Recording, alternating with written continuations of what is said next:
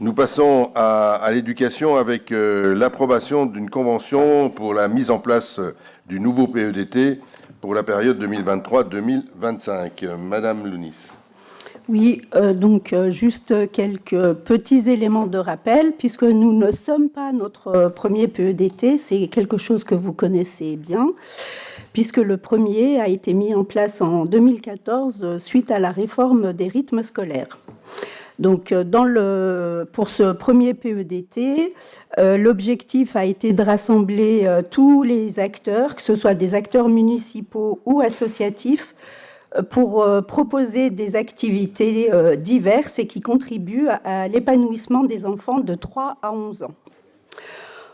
Le second PEDT, lui, a été établi en 2018 avec la même volonté politique d'offrir à la fois des activités de qualité, de toucher le public le plus large possible. Et c'est ce qui a été fait puisqu'il a été axé sur les enfants de 0 à 11 ans.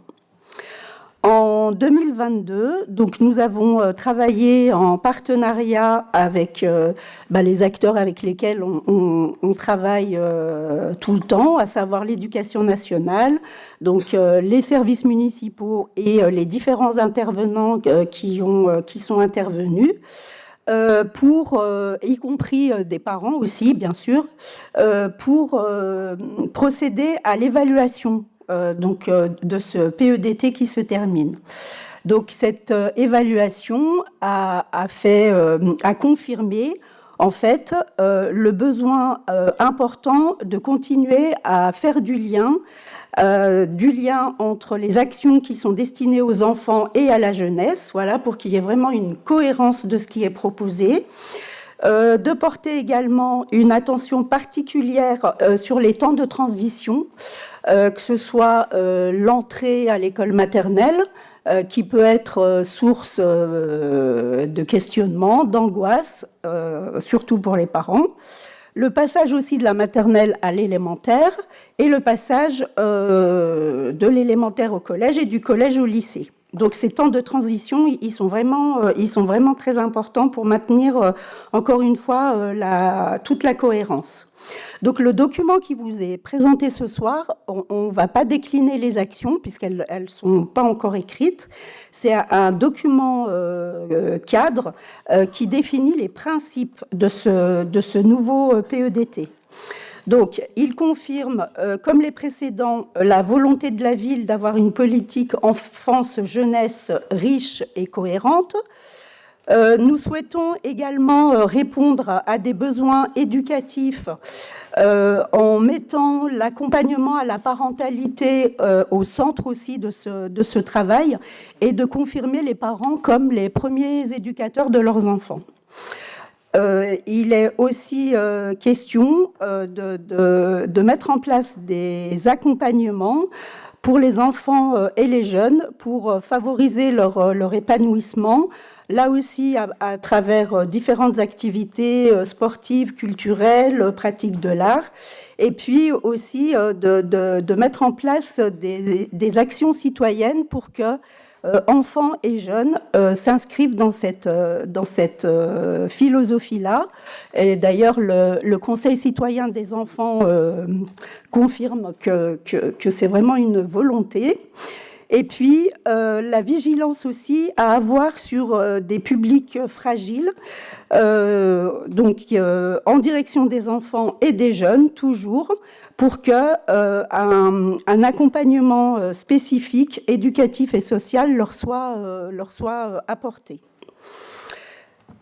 Alors, la richesse de la ville, et j'en suis vraiment très fière, c'est que la mobilisation des partenaires, des acteurs de notre territoire reste quelque chose de très important.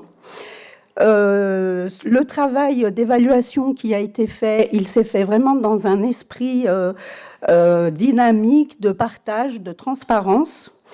Et donc tous les partenaires avec lesquels on a échangé partagent évidemment les valeurs éducatives et de ces discussions nous avons choisi ensemble 4 ambitions principales. Donc la première ambition, c'est celle de la coéducation, puisque chaque acteur va rester dans son champ de compétences, mais au sein d'une alliance éducative. Donc il n'y a pas de rupture entre ce qui est dit, ce qui est fait pour les enfants et les jeunes, entre les différents intervenants. Une éducation à la citoyenneté est aussi quelque chose d'important. Et puis, il nous paraît aussi important de parler de responsabilité, parce qu'il n'y a pas de droit sans devoir. Et c'est important que ce soit intégré par tous pour que la vie se passe bien. Et puis, favoriser aussi des actions qui amènent les jeunes à s'engager. L'autre ambition, c'est de vraiment travailler sur l'équité sur tout le territoire, puisque, comme vous le savez, il y a des écoles où les populations sont plus fragiles que d'autres, et donc il est vraiment très important de rester vigilant sur cet aspect-là pour pouvoir accompagner au mieux les enfants dans leur épanouissement. Et puis, l'autre élément, c'est l'aller vers, c'est-à-dire qu'on a une partie des enfants ou des jeunes qui ne viennent pas spontanément sur les activités qui leur sont proposées. Et donc, le but, c'est de trouver des moyens pour les toucher, pour les ramener vers l'offre qui est proposée, soit par les services municipaux, soit par les différentes associations avec lesquelles nous travaillons. Donc de l'évaluation, évidemment, il y a des choses que l'on va garder, des choses qui vont être modifiées, puis des nouvelles choses. En tout cas, ce qui est important, c'est de maintenir tout ce qui est de l'ordre de l'accueil, de mettre en place, de continuer et de renforcer les activités d'accompagnement à la parentalité qui se font au sein des crèches, dans les écoles, et puis notamment dans le cadre de la politique de la ville au sein de la maison Nelson Mandela. Donc ces interventions au sein des écoles et à Nelson Mandela sont portées par l'éducatrice jeunes enfants. Autre nouveauté et autre point qu'on va renforcer, c'est toute la politique jeunesse qui est en cours de restructuration et qui va être là aussi consolidée pour mieux accompagner les jeunes jusqu'à 25 ans. Donc cet âge-là, on est en totale cohérence avec la cité éducative puisqu'elle concerne les jeunes jusqu'à 25 ans. Donc pour ce document cadre et pour ce futur PEDT, nous avons choisi de l'établir jusqu'en 2027 pour permettre justement aux partenaires de pouvoir vraiment s'approprier les actions qui seront mises en place et de se laisser le temps de l'évaluation sur un temps plus long. Et bien évidemment, d'en mesurer les impacts sur les publics ciblés, par ces actions. Donc, la convention qui va se mettre en place va être signée donc, par le maire, le préfet de la Haute-Savoie, la rectrice de l'Académie de Grenoble et la Caisse d'allocation familiale. Par contre, elle sera signée pour 3 ans, qui est le process qui est mis en place au niveau de l'État. Et donc, on reviendra sûrement vous présenter à la fois peut-être un bilan de cette première partie du PEDT et puis un avenant qui va nous amener jusqu'à l'année 2027. Donc, il vous est proposé ce soir d'autoriser Monsieur le maire ou son représentant à signer la convention relative à la mise en place du projet éducatif territorial, donc avec les signataires que je vous ai cités, avec une petite rectification, puisque ce n'est plus une directrice académique, mais un directeur académique. C'est un directeur, voilà. Oui. Je ne vais pas être content, M. Babou. Et de dire que le projet éducatif territorial tel qu'il est présenté ce soir sera valable pour une première période de 3 ans, jusqu'au 31 décembre 2025. Merci. Madame Dejean n'étant pas là, je veux bien donner la parole mais à Madame Matougui, mais à sa place.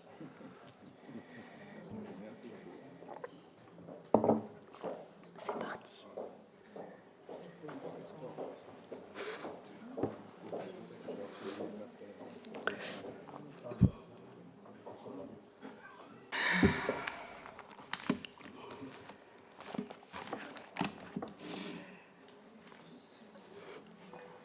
Alors,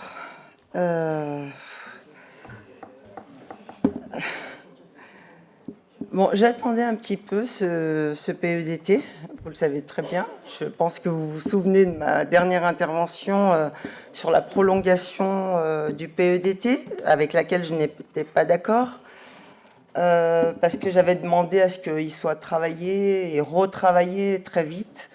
Parce que pour moi, le projet qu'on avait mis en place n'était pas suffisant sur le territoire, il ne prenait pas suffisamment en compte les problématiques locales. Alors, bon, on a subi un peu l'énumération de poncifs, parce que pour moi, ça reste des poncifs, tout ce que vous avez pu dire. Dire qu'on met en place des choses et qu'il y a eu des résultats, l'évaluation que vous avez faite, alors je vais reprendre vos termes, il y a une évaluation qui s'est faite dans la dynamique, dans le partage et dans la transparence. J'aimerais bien qu'on puisse me développer quelle est cette évaluation faite dans la dynamique, dans le partage et dans la transparence. Pour moi, il n'y a pas eu de véritable évaluation qui a été faite.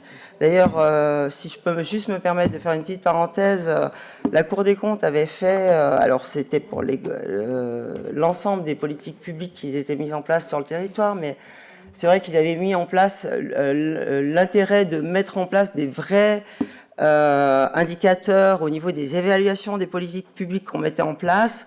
Et très souvent, ces indicateurs-là sont très subjectifs et puis on les met un petit peu à notre sauce suivant de quel côté on se place. Et ce qui est bien dommage. Je pense que quand on s'adresse à la jeunesse, quand on construit un projet sur notre territoire qui prend en compte la jeunesse, il est important de prendre en considération ce qu'on nous dit de cette jeunesse.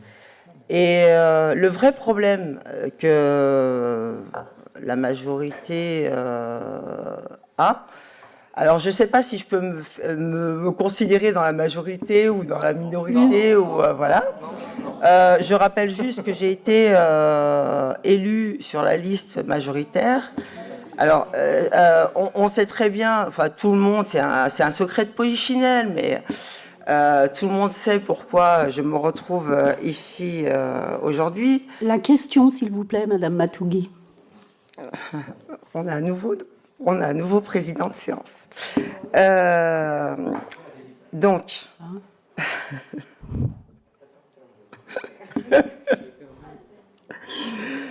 alors, on est au sein d'un conseil municipal. Oui, mais quand donc, vous essayez, non, mais quand vous essayez.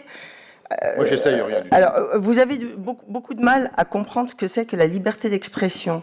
Quand vous essayez de circoncire mes propos en disant là vous êtes hors sujet, là il faut vous recentrer. Vous savez, vous êtes. S'il vous plaît. Vous êtes. Non. On ne peut pas prendre la parole sans la demander. Christina. Demande à ce qu'elle termine son intervention. Non. Non, mais Christina. Christina, on ne tombe pas dans ce genre de provocation.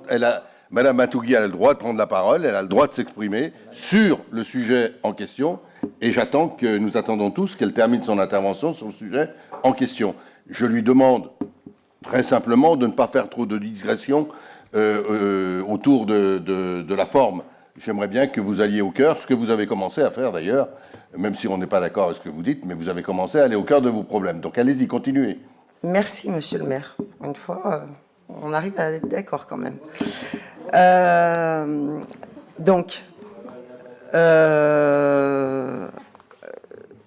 Voilà, ça m'a perturbé, je ne sais même plus où j'en étais. Donc, moi, ce qui me cause vraiment problème dans cette présentation-là et dans ce PEDT, c'est qu'on est beaucoup dans les poncifs, on n'est pas vraiment dans les actions. Et d'ailleurs, Madame Lounis l'a dit elle-même, voilà, les actions restent à définir. Donc, on ne voit pas les actions qui seront mises en place, les moyens qui seront mis en place. Un PEDT, c'est quand même pour permettre la réussite éducative sur notre territoire. Pour aborder ce sujet-là, il faut qu'on puisse l'aborder en prenant en compte ce qu'on nous dit. Quand on fait un diagnostic, on est confronté aux utilisateurs et parfois à des colères. Et ces colères-là, vous les avez connues. Au moment où on avait parlé de l'éducation, j'ai quand même fait partie de la majorité, j'ai quand même participé à l'élaboration de notre programme, enfin j'ai quand même pu donner mon avis, c'est un programme que j'avais soutenu, donc j'aimerais bien qu'on puisse m'entendre à ce niveau-là.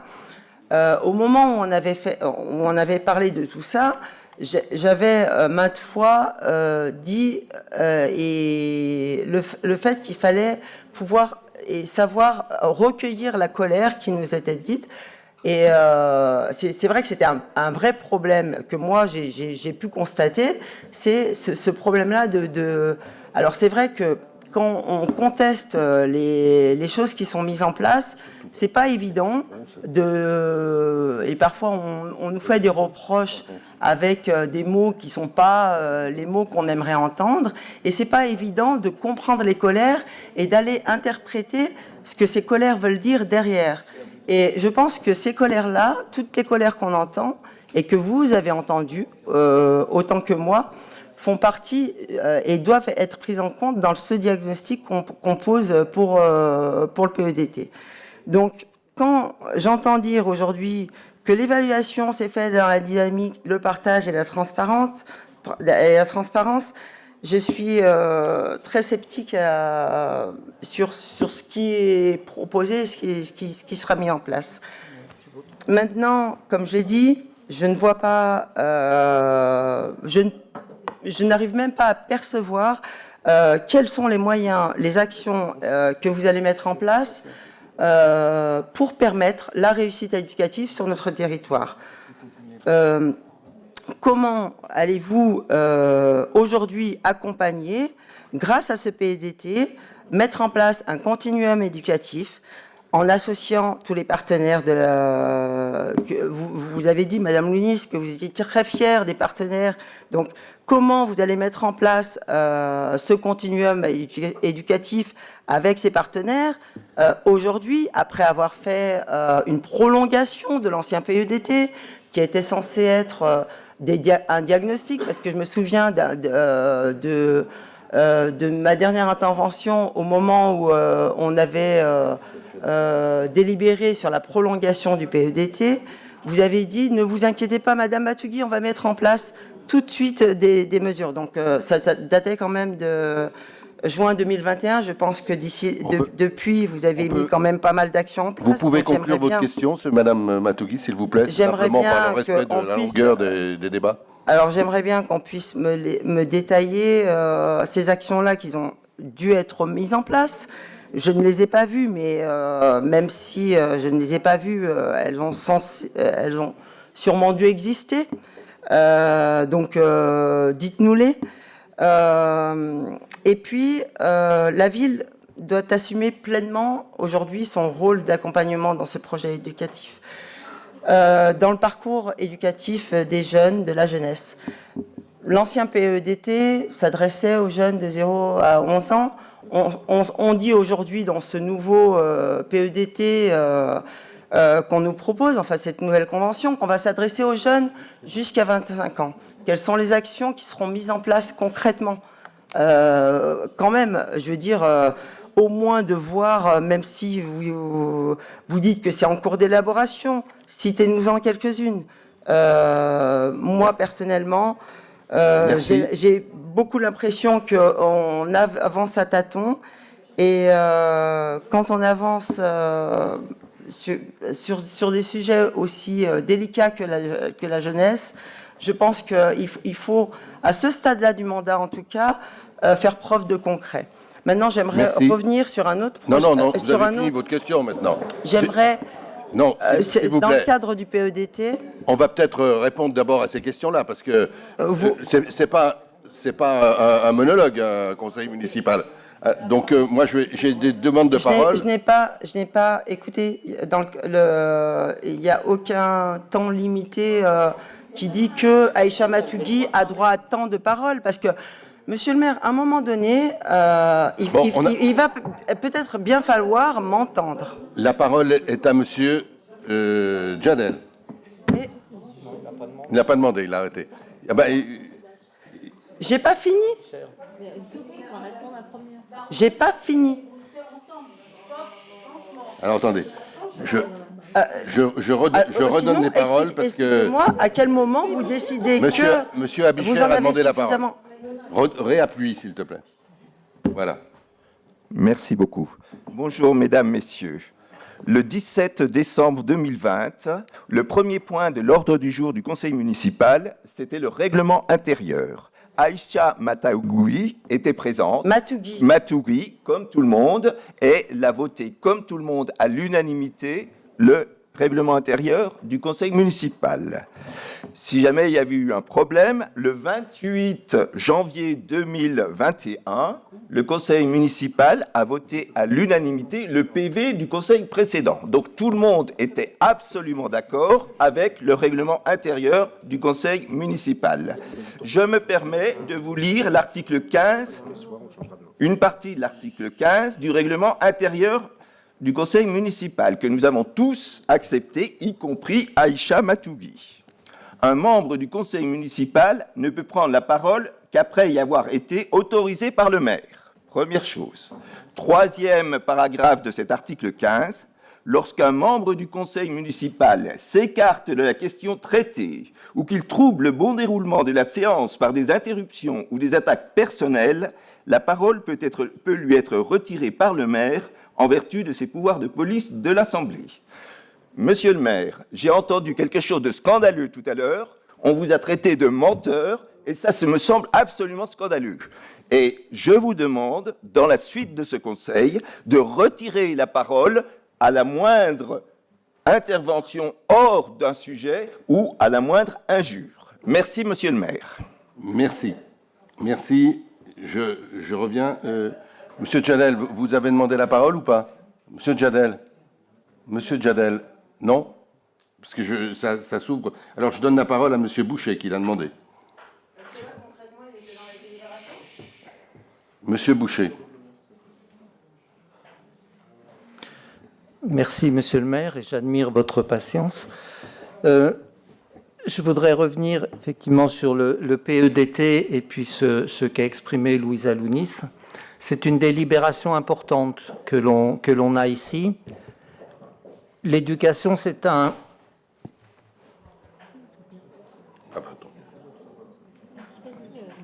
Vas-y, continue. L'éducation, c'est quelque chose d'important dans une ville. Et notre ville, depuis fort longtemps, a un niveau d'engagement au niveau de l'éducation qui est largement au-dessus de la moyenne, monsieur le maire, vous le savez. Donc, c'est quelque chose qui perdure dans le temps. Et c'est quelque chose qui doit perdurer dans le temps parce que l'éducation, l'enseignement, l'éducation, c'est quelque chose d'extrêmement complexe.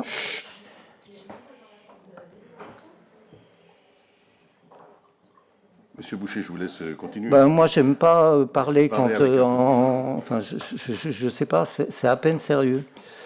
Hein. Ah, voilà. J'ai pas eu l'impression que vous n'aviez pas la parole, mais peut-être que j'ai rêvé. Au revoir, Madame Matougui.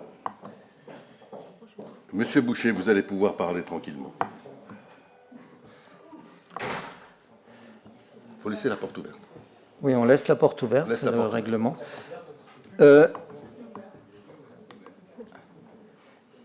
Donc là, nous sommes dans une forme de continuité, comme l'a dit Louisa Lounis, et je trouve que effectivement les évaluations qui sont faites, qui ont été faites, et puis les propositions qui sont faites correspondent à des évolutions qui sont nécessaires. On est sans arrêt au niveau de l'éducation en recherche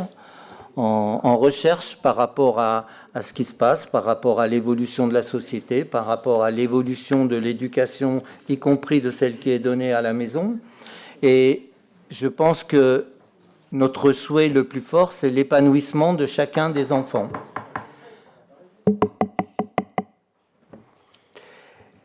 Et dans ce PEDT, je ressens que c'est l'objectif que l'on a, cet épanouissement de chacun des enfants. Et il me semble que nous sommes dans la même veine de celle qui a eu lieu dans les années précédentes.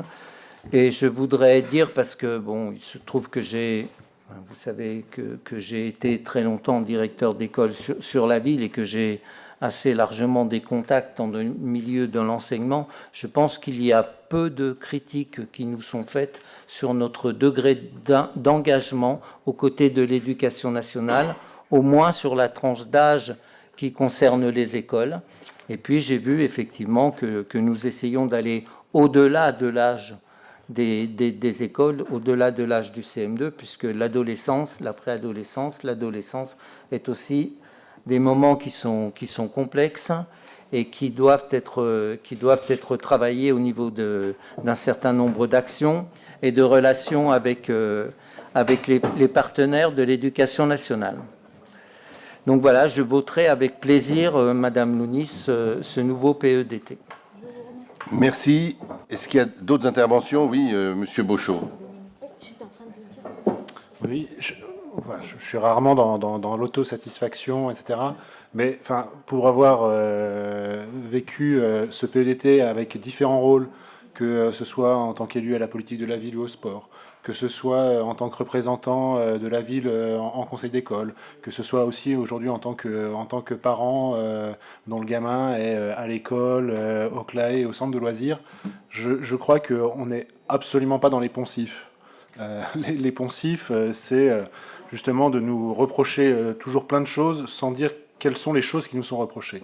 Et quand on voit le travail de la coordination qui est faite, il suffit d'assister à un conseil d'école pour voir comment est-ce que les enseignants s'emparent du PEDT pour proposer des outils.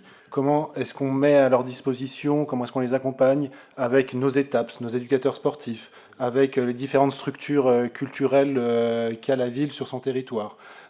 Quand on voit le travail qui est fait par nos animateurs au moment du CLAE et du centre de loisirs, toujours structuré par ce PEDT, enfin, je veux dire, c'est un travail qui est exceptionnel. Moi, j'ai eu une émotion dans mon dernier conseil municipal où justement ce qui est important, c'est que tous ces acteurs ils travaillent ensemble, ils échangent, etc.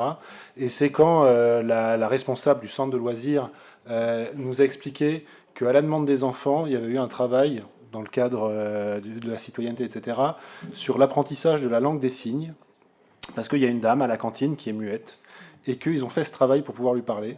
Et ben voilà, je veux dire, c'est un exemple qui est pas dans les poncifs, qui montre, je pense, la richesse de notre PEDT, qui n'est pas le PEDT de la majorité, qui n'est pas le PEDT de la ville, mais qui est le PEDT de l'ensemble de ces acteurs pour que nos gamins grandissent bien et soient des belles personnes plus tard. Et ben voilà, je trouve que c'est un travail qui est tout sauf un carcan, qui est tout sauf des grandes déclarations d'intention, et qui est vraiment dans l'action quotidienne, et qui joue un rôle vraiment essentiel.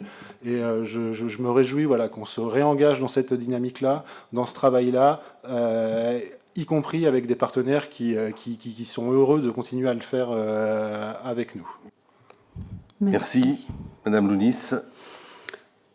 Merci, oui, parce que quand je parle d'un partenariat riche, c'est vraiment un partenariat très riche. Et ce qui est aussi, ce qui constitue aussi notre fierté, c'est que c'est des partenaires qui sont là depuis le début. Et on a d'autres partenaires qui nous rejoignent de PEDT en PEDT. Donc moi, je me satisfais de ce qui est fait et de ce qui est proposé aux enfants qui fréquentent les écoles de la commune. Merci. Je voudrais ajouter, pour aller dans le même sens, et je reprends le terme de Julien Beauchot, pas pour faire de l'autosatisfaction, parce que ce PEDT, si on le regarde bien, si vous lisez bien le document dans son ensemble, vous verrez qu'il fait un bilan positif, mais aussi critique. On n'hésite pas à dire qu'il y a des choses qui ne vont pas, qu'il faut aller plus loin. Donc il est loin de l'autossatisfaction. Le deuxième élément sur lequel je voudrais insister, c'est évidemment toute la politique jeunesse et éducative de la ville, mais c'est le partenariat. Et comment imaginer qu'on puisse plaquer, nous, des actions comme ça, qu'on aurait inventées, alors que ces actions, elles doivent être proposées, imaginées avec les partenaires et sur le terrain. Et c'est parce qu'on a ce lien avec le terrain et qu'on a un cadre, et que c'est dans ce cadre que les acteurs du terrain vont mettre en place les actions tout au long de ces 3 années, qui vont évidemment varier, être modulées, y compris parce que le public, les élèves changent, évoluent, c'est pas toujours les mêmes dans une classe. Et donc c'est cette capacité d'adaptation dans le cadre d'un cadre général qui fait aussi la force de notre PEDT, et c'est la capacité que les élus de cette ville ont de dire attention, là, il faut qu'on fasse mieux. Parce que c'est pas, il y a des choses qui sont pas idéales. Il faut qu'on fasse mieux sur tel et tel endroit. Et je pense que ce regard à la fois critique et positif sur l'ensemble de ce que l'on fait est un des gages de notre réussite, avec, encore une fois, l'accord de nos partenaires. Donc je me félicite moi aussi qu'on ait ce PEDT. Et puis je terminerai par dire que j'ai rencontré hier le directeur académique des services de l'éducation nationale, M. Bablon, qui était là pour remettre des médailles des palmes académiques, qui m'a annoncé qu'il serait là le 5 juin pour le signer avec le préfet, en ajoutant « c'est le seul PEDT vers lequel je me déplacerai pour le signer, parce que c'est un PEDT exemplaire par rapport à ce qui s'est fait sur les villes ». Moi, voilà, quand on a un regard de notre principal partenaire de ce côté-là, je me dis qu'on ne s'est quand même pas beaucoup trompé. Et je remercie tous ceux qui ont travaillé. Je vous propose de passer au vote s'il n'y a pas d'autres interventions. Oui, Madame Méline. Pour dire que ça a été un travail conséquent, mais vraiment très très enthousiasmant, et que moi aussi je rejoins Louisa et les autres pour dire que j'en suis très fière, parce que je pense qu'on ouvre des possibilités à un maximum d'enfants, et c'est quand même bien le but de ce PEDT. J'en suis ravie. Merci. Pas d'autres interventions. Je mets au vote. Donc, est-ce qu'il y a des votes contre? Est-ce qu'il y a des abstentions? Donc, merci pour cette unanimité.